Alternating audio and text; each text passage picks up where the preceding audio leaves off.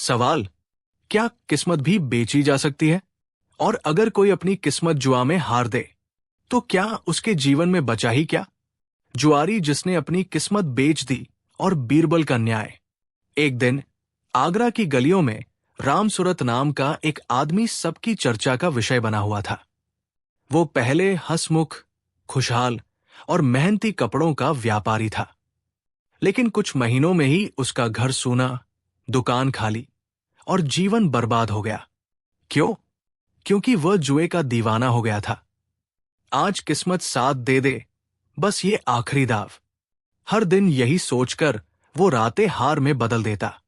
लेकिन एक रात हारने के बावजूद उसने खेल छोड़ा नहीं, बल्कि उसने अपनी किस्मत ही दाव पर लगा दी। सामने बैठा था एक चालाक ठग, नाम काजीलाल। उसने हंसकर कहा, ठीक है रामसूरत, अगर आज तुम हार गए तो तुम्हारी किस्मत मेरी, अर्थात तुम्हारी हर जीत, हर सौभाग्य, हर अवसर, सब मेरा हो जाएगा। और रामसूरत ने हां कह दी। दाव लगा, पासे फेंके गए, किस्मत हंसी नहीं, रामसूरत हार गया। अगली सुबह से रामसूरत का जीवन एकदम उलट गया। जहां वह जाता, दुकान बंद, बर्तन टूटे, बैल भागे, रोजगार खत्म। और उधर काजीलाल, जहां हाथ रखता, कामयाबी। लोगों ने कहना शुरू कर दिया, रामसूरत की किस्मत अब काजीलाल के पास है। रामसूरत रोता बिलखता अकबर के दरबार पहुंच गया। दरबार में मामला। अकबर हैरान, कैसे कोई किस्मत खरीद सकता है? रामसूरत चिल्लाया, जहां पनाह, मैंने अपनी किस्मत हार दी है। मेरा सुख दुख, भाग्य भाग्य सब चला गया। मुझे इंसाफ चाहिए। काजीलाल हंस पड़ा, मैंने कुछ गलत नहीं किया। जुए का नियम था, जो हारेगा उसकी किस्मत जाएगा। और मैं जीता। दरबार में शोर, कुछ मानते थे, कुछ मजाक उड़ा रहे थे। अकबर ने बीरबल की ओर देखा। बीरबल, इसका न्याय करो। बीरबल शांत थे। उनकी आंखों में शरारत भी थी और बुद्धि भी। बीरबल ने दोनों से कहा, अगर किस्मत बेची जा सकती है तो उसे मापा भी जा सकता होगा, और अगर मापा जा सकता है तो उसे वापस भी लिया जा सकता है। हम एक परीक्षा करेंगे। दोनों ने सहमति दी। बीरबल ने कहा, दोनों सूर्योदय के समय नदी किनारे आंखें बंद करके पहले मिलने वाली चीज उठाएंगे। जिसे भाग्य मिलेगा वो असली किस्मत वाला होगा। दोनों नदी किनारे पहुंचे। रामसूरत मन में बेचैन, काजीलाल मन में अहंकार। दोनों ने आंखें बंद की। बीरबल ने संकेत दिया, जो वस्तु हाथ में आए उसे मत छोड़ना। कुछ क्षण बीते। काजीलाल के हाथ में एक चमकदार डिब्बा आया। वो हंस उठा, देखा, किस्मत फिर मेरे पास। रामसूरत के हाथ में आया एक मिट्टी का छोटा सा ढेला। रामसूरत टूट गया, धरती पर बैठकर रोने लगा। काजीलाल विजयी मुस्कान के साथ दरबार लौटने लगा। लेकिन कहानी यही नहीं रुकती। महल पहुंचकर जब चमकदार डिब्बा खोला गया, उसमें था एक सांप, जो फुफकारते ही काजीलाल के हाथ पर झपट पड़ा। महल घबरा गया। काजीलाल चीखने लगा, बीरबल, बचाओ, ये कैसी किस्मत? और उसी समय रामसूरत के हाथों की मिट्टी की गुठली टूटकर खुली। अंदर से निकला एक छोटा सा सोने का बीज। हवा थम गई। दरबार मौन। बीरबल बोले, किस्मत बाहर की चीज नहीं, किस्मत अंदर की नीयत में होती है। अच्छे मन वाले को मिट्टी से भी सोना मिलता है, और कपटी को सोने से भी जहर। अकबर ने आदेश दिया, किस्मत का सौदा रद्द, रामसूरत को न्याय वापस। काजीलाल दंडित। लेकिन उसी शाम रामसूरत के घर के बाहर एक अजनबी साधु आया। चेहरा शांत, हाथ में चमकती हुई राख। वो बोला, तुमने किस्मत तो पा ली रामसूरत, लेकिन खुशहाली अभी नहीं पाई है। खुशहाली पाने के लिए इस राख का चमत्कार जानना होगा। बीरबल चौंक गए। चमत्कारी राख, साधु, और खुशहाली की अगली परीक्षा। नकली साधु और चमत्कारी राख का रहस्य। भाग 2। क्या ये साधु सच है या नया धोखा? और क्या राख सच में जीवन बदल सकती है? बस कहिए हाँ। भाग 2। रात का समय था। राम सूरत अपने घर के बाहर खड़ा, सर पर हाथ रखे सोच रहा था। किस्मत लौट आई, पर घर की हालत, दुकान की हालत, सब तो अभी भी खाली है। तभी धीमी धीमी घंटियों की आवाज सुनाई दी। गली के मोड़ से एक साधु आता दिखा। लंबी दाढ़ी, केसरिया चोला, माथे पर सफेद भभूत और हाथ में एक छोटी चांदी की डिबिया। उसकी चाल में रहस्य था और उसकी आंखों में अजीब चमक। साधु ने धीरे से कहा, राम सूरत, तुमने किस्मत तो पा ली, अब खुशहाली पाओ। राम सूरत चौंका। आप मेरा नाम कैसे जानते हैं? साधु मुस्कुराया। नाम नहीं, दर्द पहचानता हूं, और ये दर्द राख ही मिटाएगी। उसने डिबिया खोली। राख ऐसे चमक रही थी जैसे चांद की धूल हो। साधु ने कहा, हर सुबह इसे अपने माथे और घर के दरवाजे पर लगाना। देखना, दौलत खुद चलकर आएगी। राम सूरत के मन में उम्मीद चमकी, लेकिन उसी पल पीछे से एक परिचित हंसी सुनाई दी।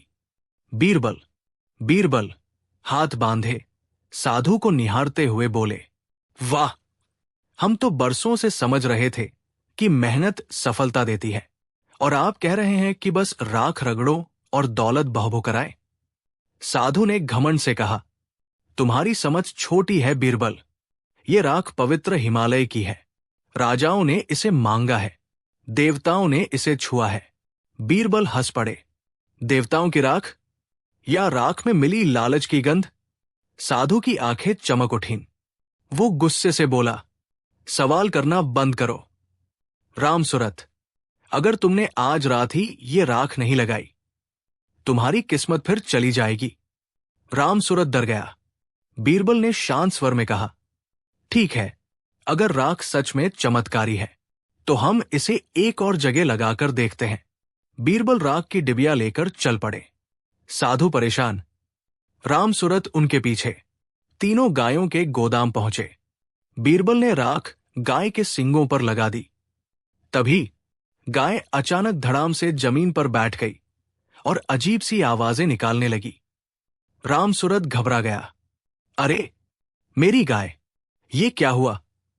बीरबल मुस्कुराए, यही तो मैं देखना चाहता था। ये पवित्र राख नहीं, ये है सुती का नशा, जिससे जानवरों और इंसानों को चक्कर आने लगते हैं। साधु का चेहरा फीका पड़ गया। राम सूरत गुस्से से कांप उठा, तो तूने मुझे फिर से बेवकूफ बनाने की कोशिश की। साधु भागने की कोशिश करता है, पर सिपाही पहले से दरवाजे पर खड़े थे। बीरबल ने कहा, यह कोई साधु नहीं, काजीलाल का साथी है, उसी ठग का दोस्त जिसने तुम्हारी किस्मत छीनी थी। ये लोग तुम्हें दोबारा जाल में फंसाने आए थे। राम सूरत सन्न, उसकी आंखों में आंसू। बीरबल ने उसके कंधे पर हाथ रखा। किस्मत लौट आई है राम सूरत, अब बस मेहनत की बारी है। खुशहाली राख से नहीं, कर्म से आती है। साधु को सिपाही पकड़कर ले गए। राम सूरत ने बीरबल के चरणों में झुककर कहा, आज से कोई जुआ नहीं, कोई शॉर्टकट नहीं, बस सच्चा काम। बीरबल मुस्कुरा दिए। अकबर की आंखों में नींद नहीं थी। वो बीरबल से बोले, बीरबल, मैं सोच रहा हूं, क्या किस्मत और कर्म के बीच का संतुलन हम सबको सिखाया जा सकता है? बीरबल ने कहा, हाथ जहां पनाह, लेकिन इसके लिए एक खेल है, एक ऐसा खेल जिसमें राजा, मंत्री, सैनिक, व्यापारी सब बराबर होंगे। अकबर ने उत्सुक होकर पूछा, कौन सा खेल? बीरबल ने धीरे से कहा, किस्मत का बाजार। अकबर और पूरा महल स्तब्ध रह गया। अगला भाग, किस्मत का बाजार, जहां अमीर भी भिखारी हो जाते हैं। क्या इस खेल में अकबर भी हारेंगे? और क्या बीरबल इस बार भी सबको आईना दिखा पाएंगे? बस कहिए हां, किस्मत का बाजार शुरू करो। किस्मत का बाजार भाग 3। सवाल, अगर एक ही दिन में अमीर भिखारी बन जाए और भिखारी राजा बन जाए तो क्या दुनिया बदल जाएगी या किस्मत का असली चेहरा सामने आएगा? अकबर ने घोषणा की, आज बीरबल के आदेश से किस्मत का बाजार लगाया जाएगा। पूरा आगरा इकट्ठा हो गया। बाजार चौक में बड़े बड़े पर्दे लगे थे। सभी को अंदर जाते समय अपना नाम और पहचान छोड़नी होगी। न कोई राजा, न मंत्री, न सैनिक, न व्यापारी, सब बराबर। सिर्फ एक चीज मिलेगी, एक थैला जिसमें होगा थोड़ा चावल, थोड़ा आटा और एक सिक्का। बस। भीड़ में अकबर, मंत्री, व्यापारी, भिखारी, सब समान कपड़ों में। किसी को किसी की पहचान नहीं। लेकिन आदतें नहीं बदली थी। थैले में जो मिला था उससे संतुष्ट नहीं हुआ। उसे लगा मुझे ज्यादा मिलना चाहिए था। वो झगड़ने लगा, ये सिक्का बहुत छोटा है, मेरी हैसियत इससे बड़ी है। लोग हंस पड़े।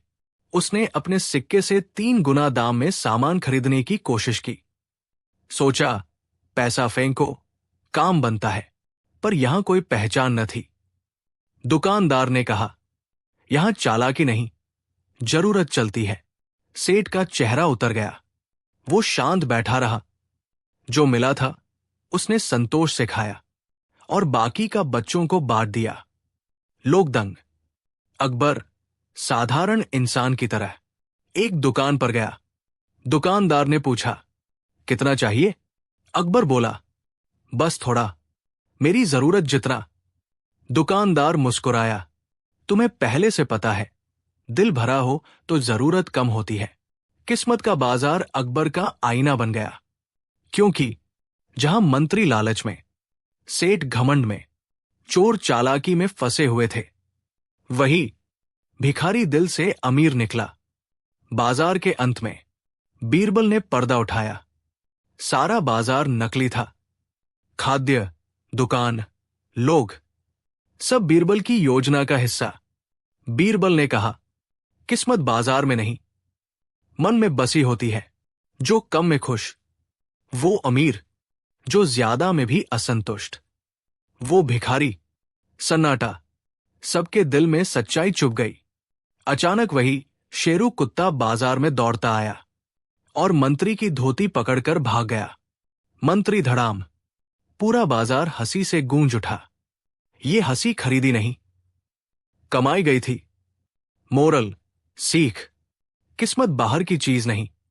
जो दिल संतोष से भरा, वही भाग्यवान। जो हमेशा और चाहता रहे, वही सबसे गरीब। सच्चा धन दिमाग की समझ और दिल की सादगी है। सोने के अंडे देने वाला कौआ। अंतिम भाग। मजेदार प्लस रहस्य प्लस संपूर्ण अंत। सवाल, क्या कोई कौआ सच में सोने के अंडे दे सकता है, या ये भी लालच का ही एक नया जाल है? किस्मत का बाजार खत्म हो चुका था। लोगों के चेहरे बदल गए थे। कुछ के मन हल्के हुए, तो कुछ अभी भी अपनी किस्मत को लेकर चिंता में डूबे हुए थे। इसी बीच शहर में एक नई अफवाह फैल गई। पुराने तालाब के पास एक कौआ है जो सोने के अंडे देता है। लोगों की भीड़ देखने दौड़ पड़ी। हवा में फिर वही पुरानी लालच की चमक। अकबर ने तुरंत बीरबल को बुलाया। अगर ये सच है तो राज्य समृद्ध हो जाएगा, और अगर झूठ है तो ये नया धोखा है। बीरबल मुस्कुराए। जहां पनाह, सच और लालच एक साथ नहीं चलते। चलकर देखते हैं। तालाब के पास भीड़ लगी थी। बीच में एक आदमी, मुट्ठी में चमकदार पाउडर, अपने सामने काला कौआ, और जमीन पर एक चमकता हुआ सोने जैसा अंडा। लोग चिल्ला रहे थे, देखो, सोना, सोना, ये कौआ तो चमत्कार है। वही आदमी बोला, पूरे राज्य में सिर्फ मेरे पास ये जादुई दाना है। इसे खिलाओ और कौआ सोने का अंडा देगा। भीड़ जयकारे लगाने लगी। अकबर ने कहा, बीरबल, ये कैसा जादू है? बीरबल ने आंखें आधी बंद करके कौए को देखा। बीरबल ने आदमी से कहा, हम ये जादुई दाना कौए को यहां नहीं, महल में खिलाएंगे। आदमी हिचका। भीड़ फुसफुसाई। अब सच्चाई खुलेगी। कौए और दाने को लेकर सब दरबार पहुंचे। कौए को दाना खिलाया गया। सबकी नजरें कौए पर। कौआ धीरे धीरे उड़ने लगा और अचानक पानी पिया। बीरबल मुस्कुराए। बस यही राज था। उन्होंने सोने का अंडा तोड़ा। अंदर से निकला पीले रंग की सख्त मिट्टी, गेरू और पीतल का पाउडर। पूरे दरबार में सन्नाटा। जिस दाने में ये आदमी चमकीला पीतल का महीन चूरा मिलाता था, कौआ उसे खा लेता, और जब कौआ पानी पीता, वो चूरा अंडे की त्वचा से चिपक जाता और सोने जैसा दिखने लगता। अकबर गंभीर हुए। तो ये भी एक धोखा था? बीरबल ने मुस्कुराते हुए कहा, जहांपनाह, लालच हमेशा सोने का भ्रम पैदा करता है। असल में वो पीतल ही होता है। भीड़ बिखरने लगी। धोखेबाज पकड़ा गया। भिखारी राजा पहले वाले फिर मुस्कुराकर बोला, देखा जहांपनाह, किस्मत, खुशहाली, हंसी, सोना सब बाहर नहीं, अंदर से आता है। अकबर ने गहरी सांस ली। सही कहा, जो मन का राजा है, दुनिया उसे झुका नहीं सकती। बीरबल हंसकर बोले, और जो मन का भिखारी है, दुनिया का सोना भी उसे अमीर नहीं बना सकता। पूरा दरबार हंस पड़ा। कुत्ता शेरू फिर से दौड़ता आया और राजा की शाही चप्पल लेकर भाग गया। दरबार हंसी की गूंज से भर उठा, और ये हंसी खरीदी नहीं, जी गई थी। अंतिम मोरल सीख, सच्चा सोना बाहर नहीं, मन में होता है। लालच सोने को भी पीतल बना देता है, और संतोष मिट्टी को भी सोना। जो दिल से अमीर, वही जीवन का असली राजा। कबाड़ी वाला जिसने महल खरीद लिया। लंबी, मजेदार और दिलचस्प कहानी। सवाल, क्या कोई साधारण कबाड़ी सच में राजमहल का मालिक बन सकता है? और अगर ऐसा हो जाए तो राजा कहा जाएगा? यही कहानी है अकबर, बीरबल और टुनटुन कबाड़ी की। एक दिन आगरा की गलियों में टुनटुन नाम का एक कबाड़ी रहता था। उसका काम पुराने तवे डिब्बे, टूटी कढ़ाई, फटे जूते, चूहे कटी रजाई और घिसी हुई किताबें खरीदना। टुनटुन की एक ही आदत थी, वो बहुत बोलता था। इतना कि कई बार लोग उसे कबाड़ नहीं, एक दूसरे की दिमाग बेचने की सलाह देते। लोग कहते, टुनटुन तू बातों में घर बेच दे, और टुनटुन हंसकर कहता, सोच लो, अगर तुमने ध्यान न दिया तो एक दिन महल भी खरीद लूंगा। लोग हंस हंस कर लोटपोट हो जाते। टुनटुन कबाड़ी महल के आसपास घूम रहा था। उसने देखा, महल के दरवाजे के पास पुराना टूटा हुआ लकड़ी का संदूक पड़ा है। उसने पहरेदार से पूछा, भैया, ये संदूक किसका है?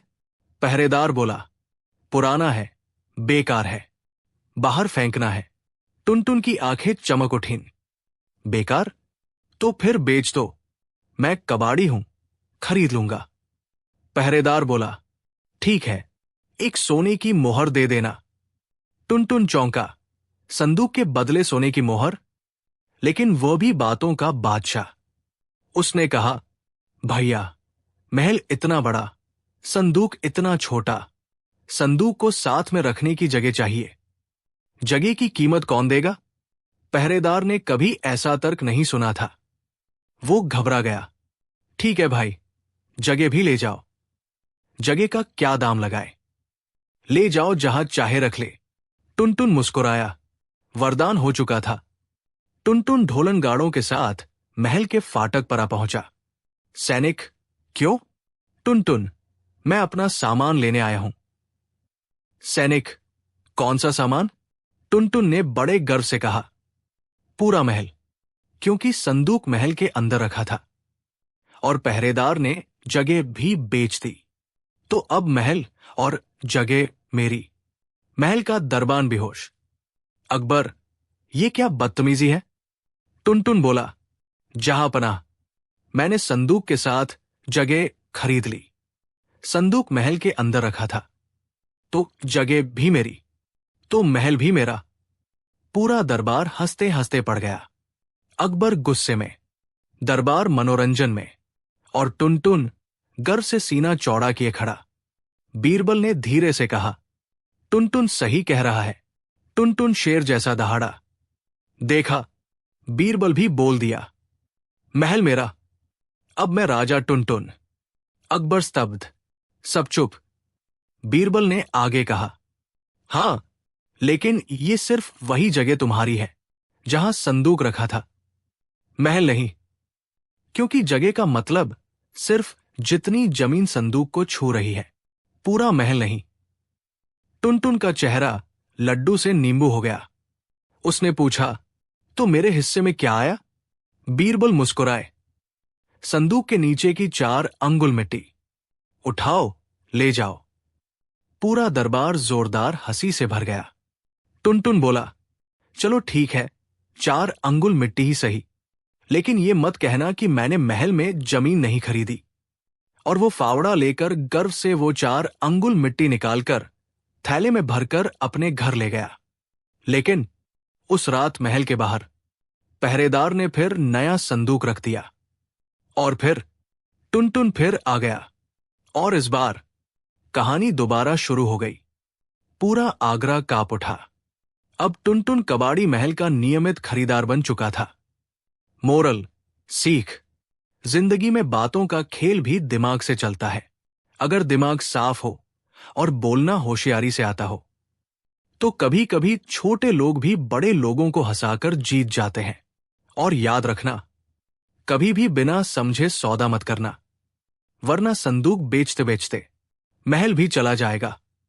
टुनटुन कबाड़ी और शाही दावत का मामला। सवाल, क्या एक कबाड़ी महल की जमीन तो ले गया, लेकिन क्या वो महल के अंदर दावत भी खा सकता है? यही था अगला हंगामा। पूरे आगरा में चर्चा थी। टुनटुन कबाड़ी ने महल की जमीन खरीद ली। लोग हंसते, गाते, चुटकुले बनाते, देखो राजा अकबर और मालिक टुनटुन। अकबर तो अब भी शांति में थे, पर बीरबल की हंसी छुप ही नहीं रही थी। महल में एक भव्य दावत रखी गई। सैनिक, मंत्री, कवि, नर्तक, सब आमंत्रित। टुनटुन भी दरवाजे पर पहुंच गया, अपनी वही बड़ी मुस्कान लेकर। सैनिकों ने रोका, अरे, दावत में कबाड़ी? नहीं नहीं, टुनटुन ने गर्व से कहा, मैं महल का मालिक हूं। मेरी जमीन इस महल में है, और मेरी जमीन पर चलकर आप दावत कर रहे हैं, तो खाना तो मेरा भी बनता है। सैनिक चुप। लोग हक्का बक्का। अकबर गुस्से में लाल। दरबार में फिर मामला पहुंच गया। दरबार में टुनटुन की दलील। टुनटुन बोला, जहांपनाह, दावत की मेज उसी जगह रखी है जहां मेरी 4 अंगुल मिट्टी थी।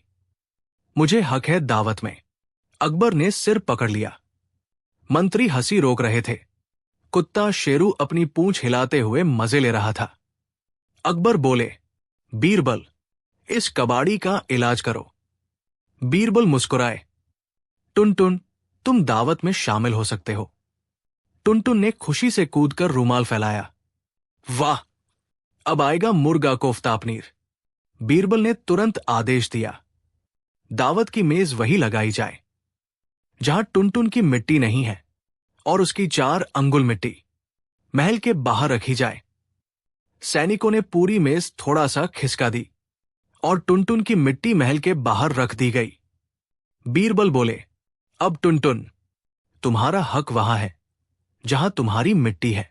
दावत हम यहां करेंगे, और तुम बाहर अपनी मिट्टी पर बैठकर इमली चाट सकते हो। पूरा दरबार ठहाकों से फट पड़ा। टुनटुन का चेहरा, महल का मालिक इमली चाट मास्टर।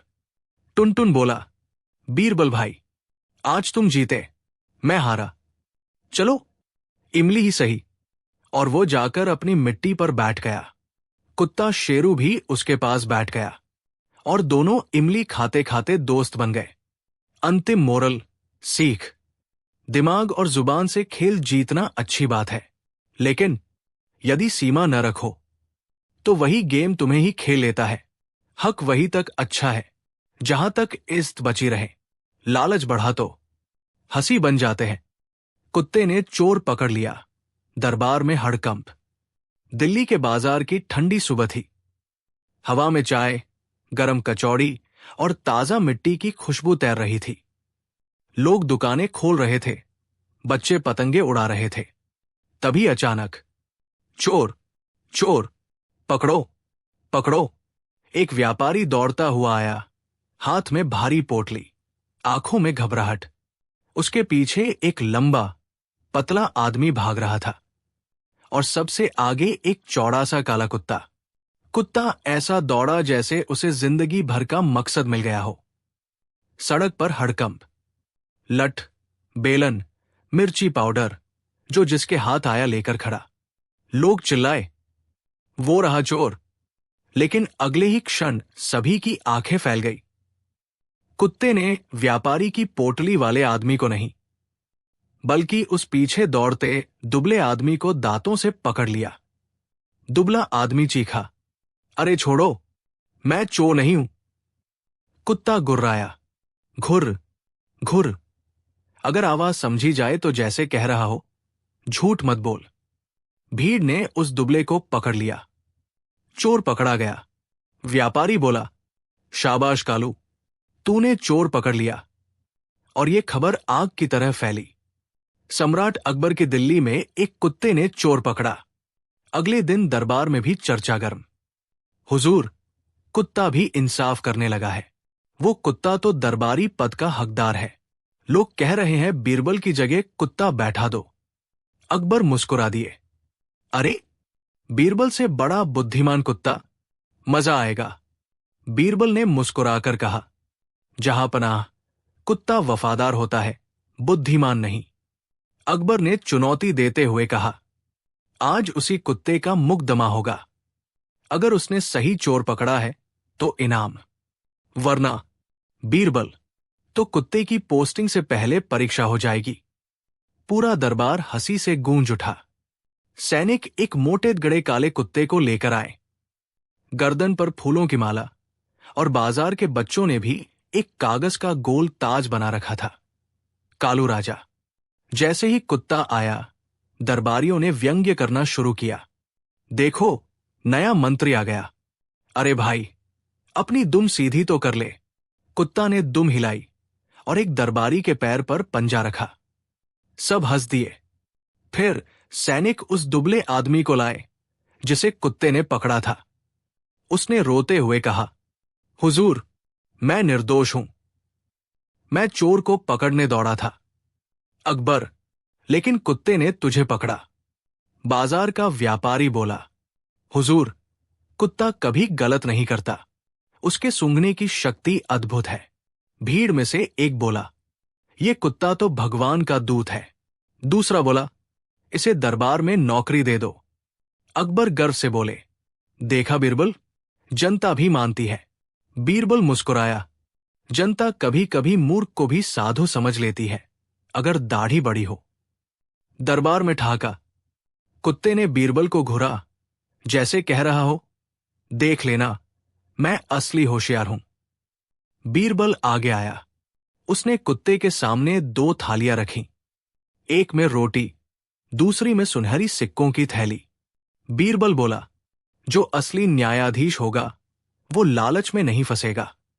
कुत्ते ने सूंघा, सिक्कों को देखा, फिर सीधे रोटी की तरफ झपट पड़ा और चट कर गया। दरबार हंसी से लोटपोट।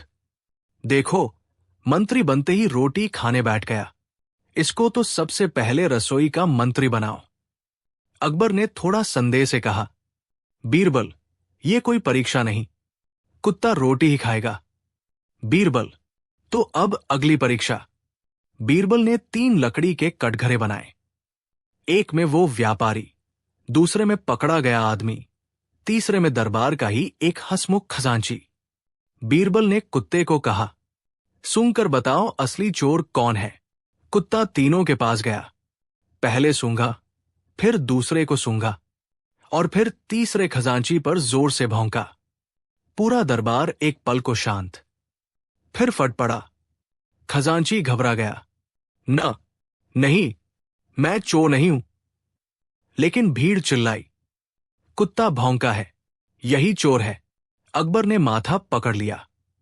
बीरबल ने मुस्कुराकर कहा, जहांपनाह, देखिए, आज आपका मंत्री बनाने का उम्मीदवार असली चोर छोड़कर सरकारी खजांची को पकड़ रहा है। अकबर, क्या कहना चाहते हो? बीरबल, कुत्ता केवल अपनी नाक से फैसला करता है। न्याय बुद्धि से होता है, नाक से नहीं। बीरबल ने व्यापारी से कहा, सच सच बताओ, चोरी कैसे हुई? मैंने झूठा शोर मचाया था हुजूर। मैं ही पोटली चुराकर भागा था। ये दुबला आदमी सच में पकड़ने दौड़ा था। भीर अवाक। अकबर गरजे, तो तू झूठा था? व्यापारी, जी, मैं चाहता था कि कालू मुझसे खुश रहेगा और लोग उसे महान समझेंगे, तो मेरी दुकान की बिक्री बढ़ेगी। बीरबल ने धीरे से कहा, यह कुत्ता नहीं, व्यापारी था जिसने सबको मूर्ख बनाया। कुत्ता शर्म से दुम नीचे कर लेता है, जैसे कह रहा हो, मुझे तो लगा मैं हीरो हूं। अकबर ने घोषणा की, व्यापारी पर भारी जुर्माना, दुबले आदमी को इनाम, और कुत्ता, उसे सिर्फ हड्डी दी जाए, मंत्री नहीं। पूरा दरबार हंसी में डूब गया। बीरबल कुत्ते के पास गया, उसके सिर पर हाथ फेरा और कहा, तू बुरा नहीं, बस समझदार नहीं। और याद रख, वफादारी अच्छी है, लेकिन बुद्धि उससे बेहतर। कुत्ता खुश होकर उछल पड़ा, जैसे कह रहा हो, ठीक है, मैं रोटी पर खुश हूं। अकबर, बीरबल, आज फिर तुमने साबित कर दिया कि बुद्धि सबसे ऊपर है। बीरबल, जहां पनाह, दरबार में कुत्ते नहीं, विचार बैठते हैं। अकबर हंस पड़े, और कभी कभी कुछ दरबारी भी कुत्तों से बदतर सूंघते हैं। दरबार फिर ठहाकों से गूंज उठा। मोरल, सीख, वफादारी अच्छी है, पर निर्णय बुद्धि से होने चाहिए, भावना या भीड़ से नहीं। हर आवाज सच नहीं होती। कभी कभी सबसे तेज चिल्लाने वाला ही झूठा होता है। हीरो वही है जो सही इंसान को बचाए, न कि सबसे पहले दिखने वाले को दर्द दे। बिना समझ के शक्ति खतरनाक होती है, चाहे इंसान हो या कुत्ता। जब बीरबल ने पानी को जेल भेज दिया, भाग दो, एक सवाल, और पूरा दरबार हिल गया। क्या कभी पानी भी वापसी में इंसाफ मांग सकता है? क्या आसमान का बादल अदालत में गवाही देने आ सकता है? और क्या एक बूंद पूरी साम्राज्य की नाक घुमा सकती है? कहानी शुरू होती है वहीं से जहां पिछली कथा खत्म हुई थी। बीरबल ने बारिश के पानी को दोषी साबित करके जेल भेज दिया था। शहर में हलचल थी। अकबर मुस्कुरा रहे थे और पूरा राज्य सोच रहा था, ये बीरबल आखिर है कौन? इंसान या कोई चमत्कार? लेकिन असली खेल तो अब शुरू होना था। पानी की सिसकी और पहाड़ का रोना। अगली सुबह ही महल में हलचल मच गई। राज कर्मचारियों ने सूचना दी, जहां पानी को जेल में रखा है, वहां रात भर पानी और बढ़ता चला गया महाराज। पानी रो रहा है। अकबर हैरान, पानी रो सकता है? बीरबल शांत, जो दंड पाता है वो कभी कभी रोता भी है। जहां पनाह। अचानक सैनिकों ने खबर दी, एक आदमी दरबार के बाहर खड़ा है महाराज। कहता है वो पहाड़ का दूत है। अकबर बोले, पहाड़?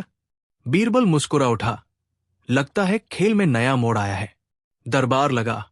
दूत अंदर आया, कपड़े मिट्टी से भरे, पैरों में घास, माथे पर धूप की लकीरें। उसने झुककर कहा, महाराज, पहाड़ों ने शिकायत भेजी है। कहते हैं पानी को बेइज्जत किया गया है।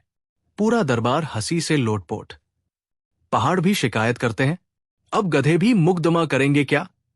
दूत बोला, गरजते पहाड़ों ने कहा है, अगर पानी को जेल में रखा तो बादल भी नाराज होंगे, और बादल रूठे तो बारिश नहीं होगी। अकबर चिंतित। बीरबल आंखें तरेर कर बोला, हूं, ये तो गहरा पानी है। जब बादल का बुलावा आया, शाम होते होते आसमान में अजीब हलचल, जैसे कोई संदेश। बादल गरजे, हमारे सैनिक को रिहा करो। लोग डरने लगे। अकबर ने तुरंत बीरबल को बुलाया। बीरबल, अब क्या होगा? बीरबल शांत, चाय पीते हुए बोला, जहां पनाह, जब आसमान के राजा फरमान भेजे तो झुकना बेहतर होता है। लेकिन अकबर, लेकिन क्या? बीरबल, हमारी शान भी तो है। हम बिना अदालत लगाए कैसे छोड़ दें? बादलों को गवाह बुलाया जाए। अगले दिन दरबार में घोषणा, आज बादल की गवाही होगी। दरबारियों को लगा, अब क्या? बादल नीचे उतरेंगे? सब आसमान देखने लगे और तभी बाहर से आवाज, हुजूर, मैं बादल का प्रतिनिधि हूं। एक साधुनुमा व्यक्ति आया, हाथ में उड़ता कपड़ा, चेहरे पर धुंध का लेप।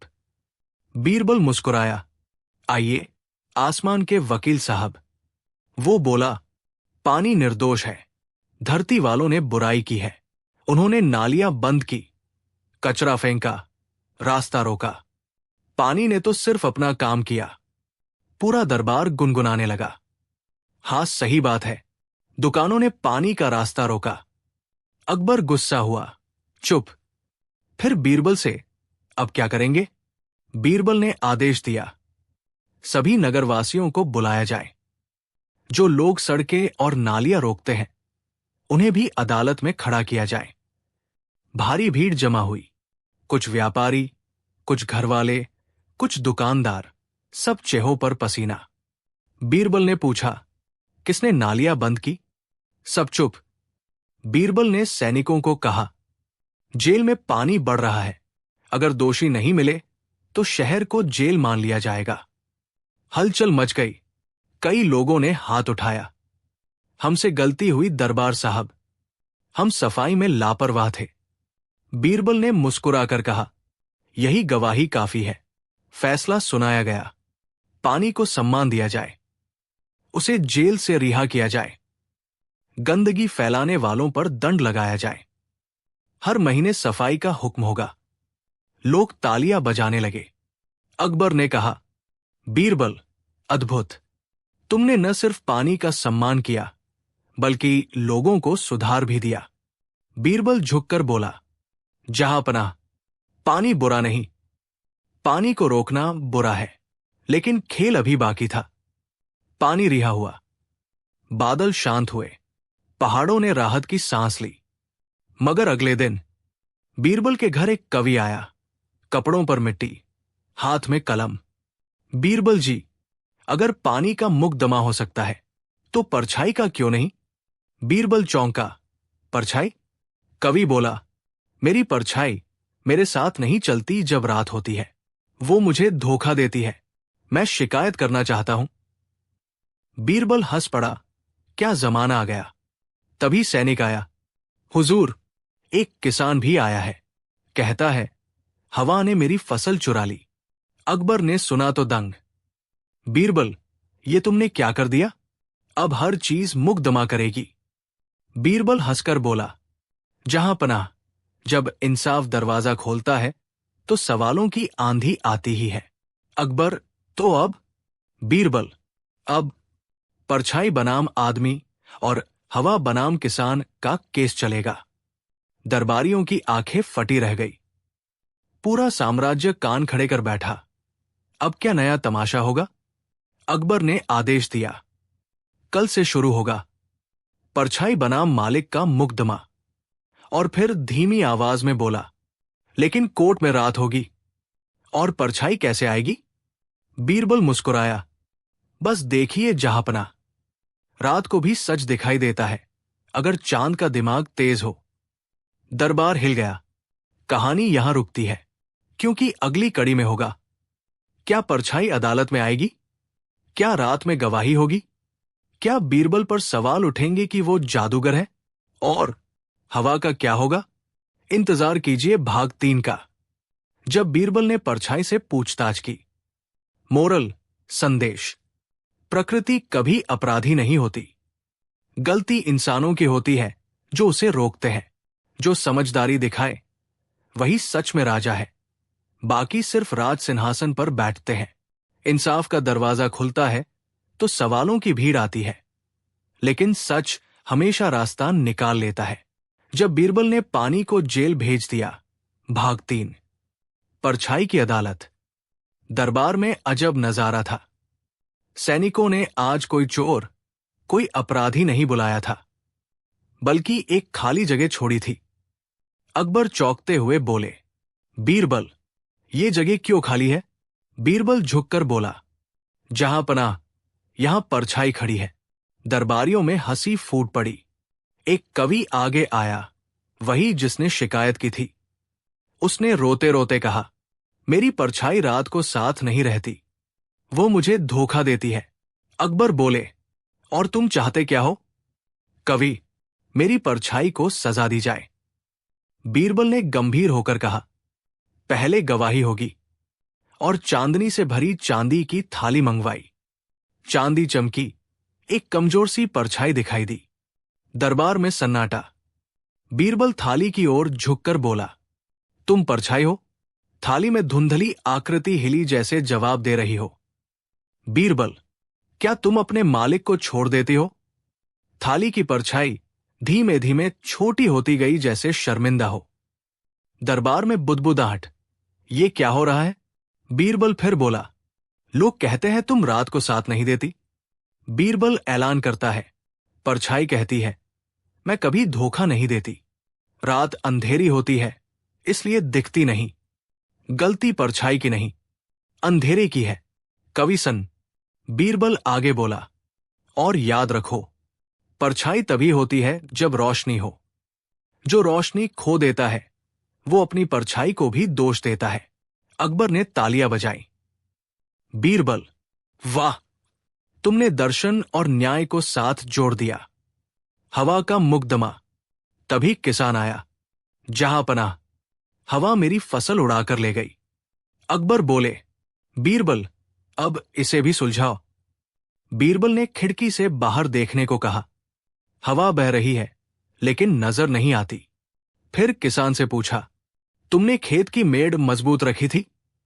किसान झेम गया, नहीं, वो कमजोर थी। बीरबल ने फैसला सुनाया, हवा दोषी नहीं। जो खेत को मजबूत नहीं रखता, उसे हवा नहीं। लापरवाही नुकसान देती है। किसान ने सिर झुका दिया। अकबर मुस्कुरा उठे, वाह बीरबल, तुमने फिर प्रकृति को निर्दोष साबित किया। राज्य में नया नियम। अकबर ने घोषणा की, आज से कोई भी प्रकृति पर मुकदमा नहीं करेगा। अगर कुछ गलत हो, पहले अपनी गलती ढूंढो। पूरा दरबार तालियों से गूंज उठा। बीरबल मुस्कुराकर बोला, जहां पनाह, पानी हो, हवा हो या परछाई, ये सब प्रकृति के दूत है। इनको सजा देना ऐसा है जैसे दर्पण को दोष देना कि चेहरा धूल से भरा है। अकबर ने बीरबल को सोने की माला पहनाई। तुम सिर्फ बुद्धिमान नहीं, प्रकृति के न्यायाधीश हो। मोरल, अंतिम संदेश, प्रकृति कभी शत्रु नहीं होती। गलती इंसान की होती है। समस्या को दोष देने से समाधान नहीं आता, खुद को सुधारने से आता है। अंधेरा रोशनी की गलती नहीं, और परछाई कभी धोखा नहीं देती। सच्चा न्याय वही है जो सुधार दे, सजा नहीं। जब बीरबल ने हवा खरीदी और सबको सबक सिखाया, क्या हवा की कीमत हो सकती है? क्या किसी ने कभी हवा खरीदी है? और अगर खरीदी, तो उससे सबक कैसे मिला? दिल्ली के दरबार में एक दिन ऐसा अजीब मुकदमा हुआ कि पूरा शहर दंग रह गया। दिल्ली में एक धनलोभी साहूकार रहता था। नाम था भंडारीलाल सूद। उसकी आंखों में लालच, जुबान पर मिठास और दिल में चूहे का बिल। उसने सोचा, लोग पानी खरीदते हैं, जमीन खरीदते हैं, अनाज खरीदते हैं, क्यों ना हवा भी बेचूं? सबको चाहिए ही। उसने तुरंत घोषणा कर दी, ये शहर अब मेरी हवा में सांस लेता है। जो यहां रहेगा, उसे कर देना पड़ेगा, हवा कर। लोग हैरान, ये क्या मजाक है? लेकिन साहूकार बोला, मैंने महल के सामने की बगिया खरीद ली है, वहां से हवा बहती है, यानी हवा मेरी संपत्ति है। अब सभी को मेरे घर से गुजरती हवा का कर देना होगा। कुछ मूर्ख लोग डर गए। कुछ ने सोचा राजा से शिकायत होगी, और कुछ ने चुपचाप कर देना शुरू कर दिया। साहूकार खुश, अब हवा भी पैसे वाली। मैं तो महाबुद्धिमान हूं। धीरे धीरे मामला बढ़ा। बच्चों ने खेलना छोड़ा, दुकानदारों ने दरवाजे बंद कर दिए। लोग रोने लगे। कहा जाए, बिना सांस लिए कोई रह सकता है? मस्खरे दरबार में भी कहने लगे, अब अगला टैक्स, छीन कर भी होगा। पर राजा अकबर को जब ये बात पहुंची, वो गुस्से से लाल हो गए। ये साहूकार इतना दुस्साहसी कैसे हो गया? बीरबल पास ही बैठे थे, मुस्कुराए। जहां पनाह, लालच जब हवा में उड़ता है तो जमीन दिखना बंद हो जाती है। अकबर, तो क्या करें? बीरबल, दरबार बुलाया जाए और हवा खरीदी जाए। अकबर, कौन खरीदेगा? बीरबल, मैं। दरबार में खुसर फुसर। बीरबल, अब हवा खरीदेंगे? इसे कहते हैं समझदारी या पागलपन? दरबार लगता है। अगले दिन भारी भीड़। साहूकार अकड़ कर आया, जैसे बादशाह उससे उधार लेने आए हों। उसने झुककर सलाम किया। जहां पनाह, हवा कर से आपके खजाने को लाभ होगा। अकबर गरजे, चुप, तुमने जनता को परेशान किया। साहूकार, मेरी संपत्ति है, मैं बेचना चाहता हूं। बीरबल आगे आया, शांत। अच्छा, हवा बेचोगे तो मैं खरीदूंगा। साहूकार चमक गया, लालच का सागर भर उठा। ठीक है बीरबल जी, 10,000 सोने के सिक्के। हवा की कीमत, और वह भी सोने के सिक्के? बीरबल ने बिना झिझक कहा। मंजूर है। सभी दंग। बीरबल, पागल हो गए क्या? साहूकार फूला। सिक्के लाओ। बीरबल बोले, पहले रसीद दो। रसीद में उसने लिखा, मैं भंडारीलाल सूद समस्त दिल्ली की हवा बीरबल को बेचता हूं। मुहर लगी, दस्तखत हुए, गवाह बैठे। बीरबल ने रसीद उठाकर जोर से कहा, अब से दिल्ली की हवा मेरी है। लोग तालियां बजाने लगे। अचानक बीरबल ने सैनिकों से कहा, साहूकार को पकड़ लो। सिपाही दंग। पर क्यों? बीरबल, उसने मेरी हवा चुराई है, अभी भी वही सांस ले रहा है। पूरा दरबार ठहाका। साहूकार घबरा गया। नहीं, मैं चोरी नहीं कर रहा। बीरबल, अभी तुम मेरे अधिकार की हवा फेफड़ों में भर रहे हो। ये हवा चोरी का मामला है। साहूकार को पसीना, लेकिन क्या करे? दिल दया पर नहीं, लालच पर टिका था। बीरबल ने चिल्लाकर कहा, कानून कहता है चोरी की सजा होती है। या तो हवा मत लो, या कर दो। साहूकार तड़प गया। मैं कैसे न लूं? सांस लिए बिना मर जाऊंगा। बीरबल, तो स्वीकार करो, तुम कानून समझते नहीं, केवल लालच समझते हो। साहूकार घुटनों पर गिर गया। मुझे माफ करें, मेरा लालच बोल गया था। बीरबल मुस्कुराए। जो चीज भगवान मुफ्त देता है, उसे बेचने का धंधा इंसानी कमजोरी है। अकबर ने घोषणा की, आज से कोई प्रकृति को नहीं बेचेगा।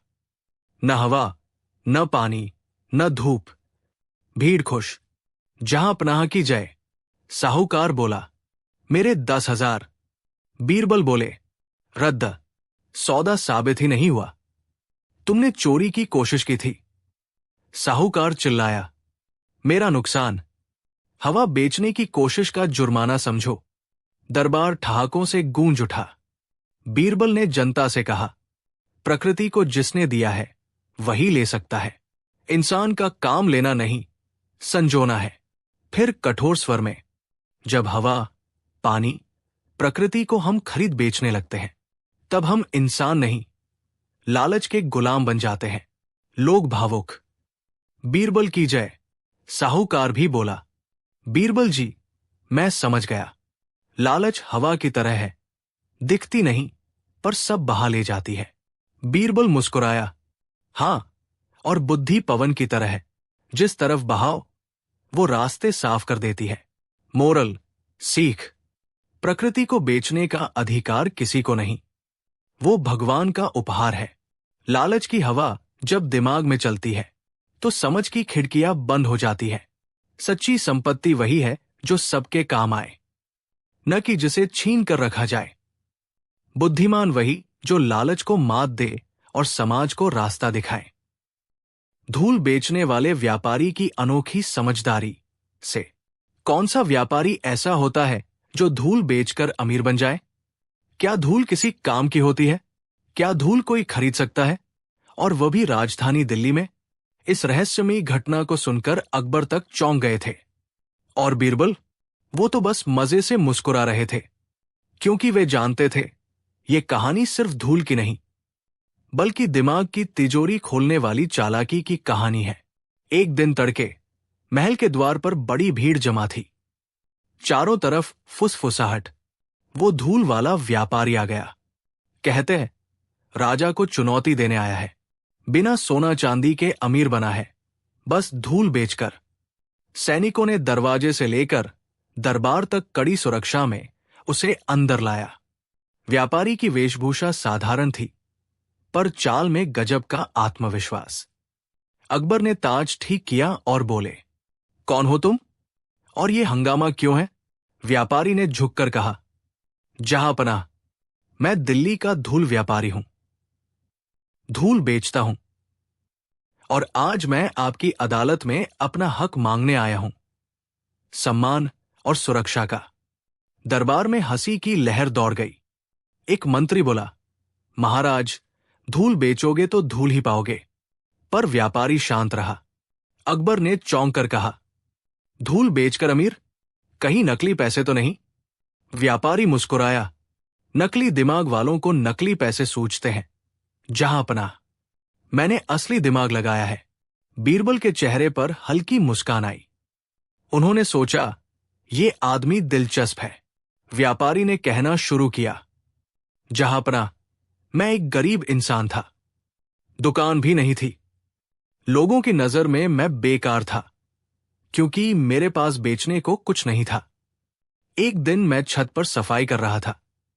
धूप में उड़ती धूल चमक रही थी। मैंने सोचा, धूल भी तो सोने की तरह चमकती है, और मेरे मन में एक अनोखी तरकीब आ गई। दरबारी कान खड़े कर सुनने लगे। व्यापारी, मैंने सफाई वाले मजदूरों को इकट्ठा किया और कहा, जिसे भी दुकान घर की सफाई चाहिए, मैं मुफ्त कर दूंगा। लोग खुश हो गए। सफाई के बाद मैंने वो धूल बोरी में भरी और हर बोरी पर लिखा, शुद्ध दिल्ली धूल, खेतों की उर्वरता बढ़ाने के लिए, और गांव-गांव जाकर बेचना शुरू किया। लोगों ने खेतों में डाली और फसल सचमुच बढ़ी, क्योंकि शहर की धूल में चूना, राख और मिट्टी के कण थे जो उपजाऊ बनाते हैं। दरबार हैरान रह गया। एक मंत्री फुसफुसाया, लेकिन धूल तो हवा उड़ाती रहती है, फसल कैसे बढ़ी?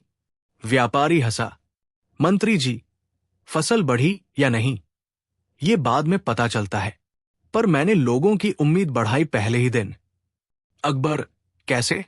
व्यापारी, जब लोगों ने धूल खेत में डाली, मैंने उसी रात मजदूर भेजकर खेत सींचवाए और गोबर की खाद डलवा दी। सुबह सुबह लोग फसल को हरा भरा देखकर बोले, वाह, धूल ने चमत्कार कर दिया। बस धंधा चल निकला। दरबार में तालियां और हंसी गूंज उठी। लेकिन व्यापारी रुकता नहीं।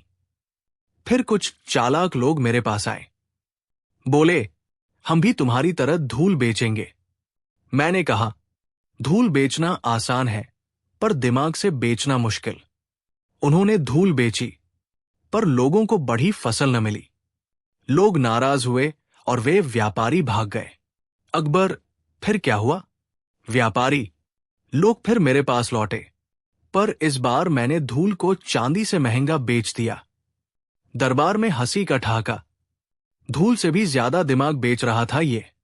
तभी दो व्यापारी दरबार में घुस आए चिल्लाते हुए, जहांपनाह, इसने हमें धोखा दिया, इसने हमारे धंधे को बर्बाद किया। अकबर ने कहा, बीरबल, फैसला आप कीजिए। बीरबल मुस्कुराए, व्यापारी जी, क्या आप सचमुच धूल बेचते हैं? व्यापारी, जी, धूल तो मुफ्त है, मैं बेचता हूं लोगों का विश्वास और उम्मीद। बीरबल ने शिकायत करने वालों से पूछा, तुमने उसकी नकल की?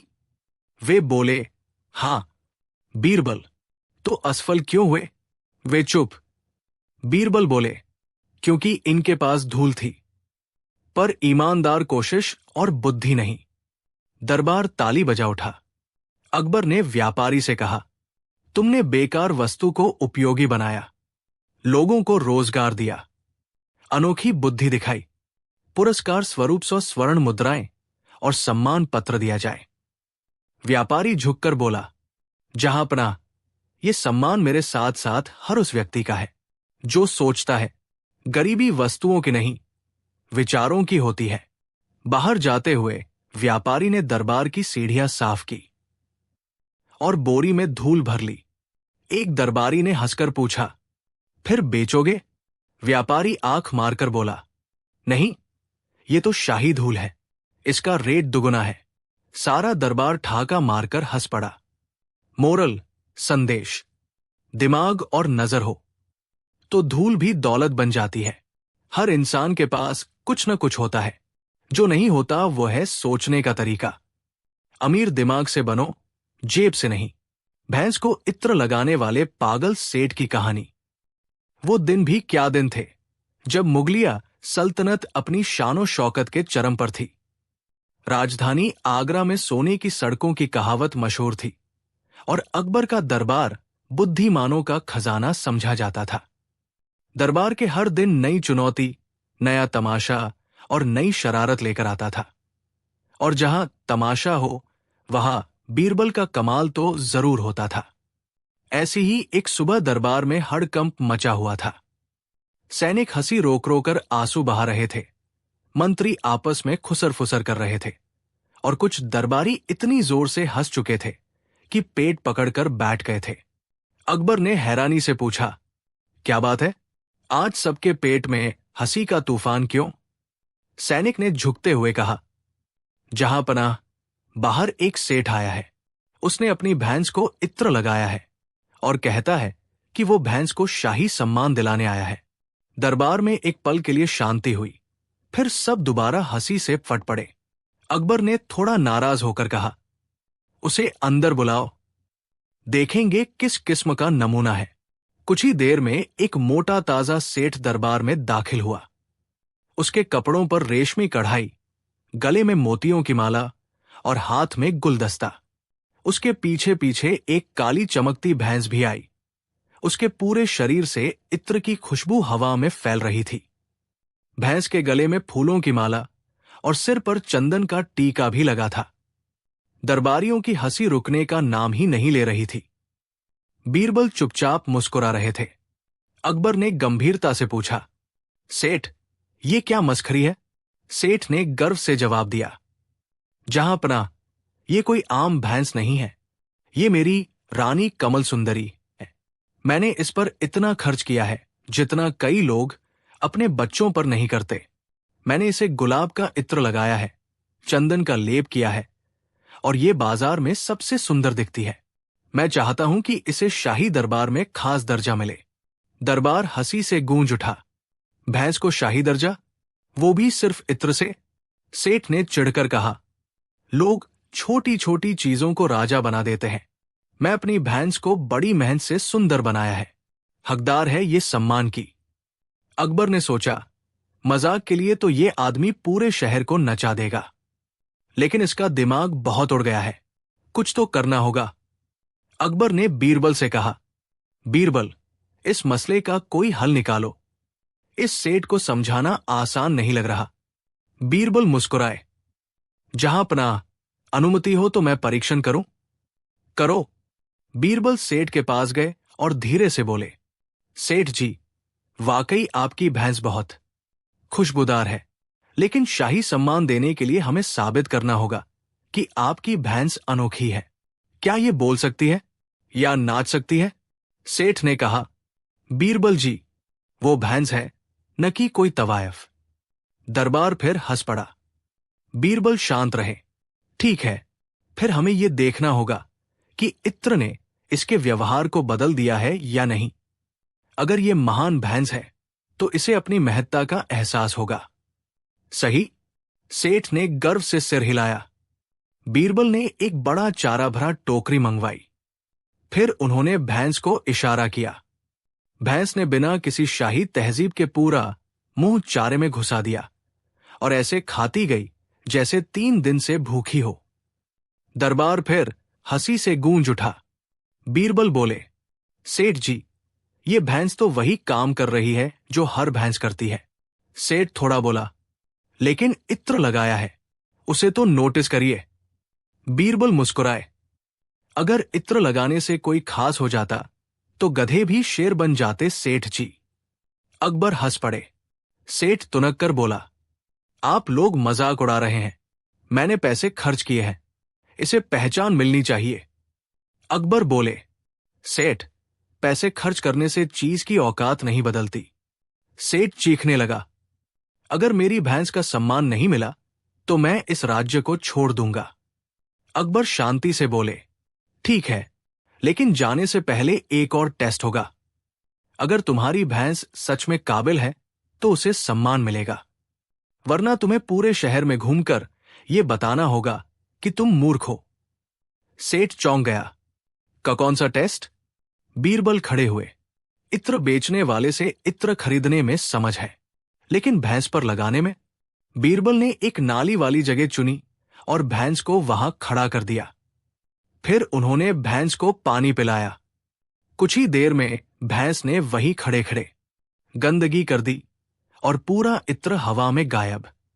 बीरबल ने हाथ फैलाकर कहा, देखिए सेठ जी, इत्र ऊपर से लगाया पर स्वभाव अंदर से वही रहा। महक गई? नहीं, इत्र बर्बाद गया। दरबार ठठाकर हंसा। सेठ का चेहरा लाल हो गया। बीरबल बोले, सेठ जी, अगर अगले महीने आप अपनी अक्ल पर भी इत्र लगा दें तो शायद उसे भी थोड़ी चमक मिल जाए। दरबारियों का पेट दर्द से फटने लगा। अकबर ने आदेश दिया, सेठ को पूरे शहर में यह कहना होगा, मैंने भैंस को इत्र लगाया, असली मूर्ख मैं हूं। सेठ आंसू भरी आंखों से बोला, बस, मैं मान गया, गलती हो गई। अकबर ने हंसते हुए उसे जाने दिया। उस दिन सारे आगरा में चर्चा थी। सेठ ने भैंस पर इत्र लगाया। लोग हंस हंस कर लोटपोट हो रहे थे। बीरबल ने अंत में शांत होकर कहा, जिन्हें चीजों में नहीं, दिखावे में सम्मान दिखता है, उनका हाल ऐसा ही होता है। कहानी का सार, मोरल, दिखावा इंसान को नहीं बदलता, असलियत अंदर होती है। पैसा खर्च करना और समझदारी से खर्च करना दो अलग बातें हैं। सम्मान सौंदर्य का नहीं, गुण और व्यवहार का हकदार होता है। भैंस पर इत्र लगाने से वो राजकुमारी नहीं बनती। इंसान भी ऐसे ही